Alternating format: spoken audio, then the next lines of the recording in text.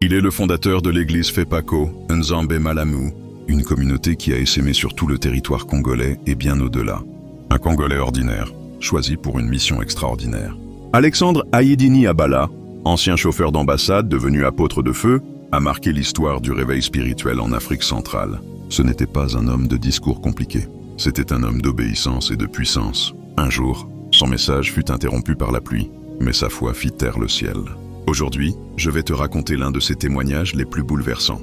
Le jour où Dieu a arrêté la pluie, pour un seul homme. C'était au début des années 60. Kinshasa bouillonnait d'âmes perdues, de fétiches, de musique mondaine, de sorcellerie tapie dans les coins sombres. Mais au milieu de ce tumulte, un homme prêchait Jésus-Christ, en plein air sur une petite estrade en bois, dans le quartier populaire de Lingwala. Les gens venaient en masse, pas pour le spectacle, mais parce qu'il se passait quelque chose. Des aveugles voyaient, des possédés criaient et s'effondraient. Et les gens disaient, « Ce n'est pas un homme comme les autres. Il a quelque chose. » Mais ce jour-là, alors que les chants montèrent vers le ciel s'assombrit. Des nuages menaçants couvrirent soudain l'assemblée. Le vent se leva et la pluie tomba, violente, soudainement. Les musiciens rangèrent leurs instruments. Les mamans emmenèrent leurs enfants à l'abri. Les assistants commencèrent à démonter la tente de fortune. Et les voix murmuraient, « C'est fini.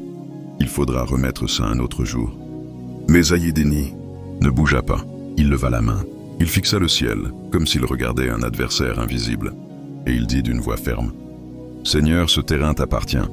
Si c'est toi qui m'as envoyé, alors que cette pluie cesse maintenant, au nom de Jésus-Christ de Nazareth. » À ce moment-là, les témoins disent que le vent s'est arrêté net. Les nuages se sont écartés. Un grand ciel clair s'est ouvert au-dessus de l'estrade. Mais le plus étrange, c'est qu'à quelques mètres plus loin, dans d'autres quartiers, la pluie continuait de tomber, mais pas sur le lieu du culte. Les gens revinrent en courant.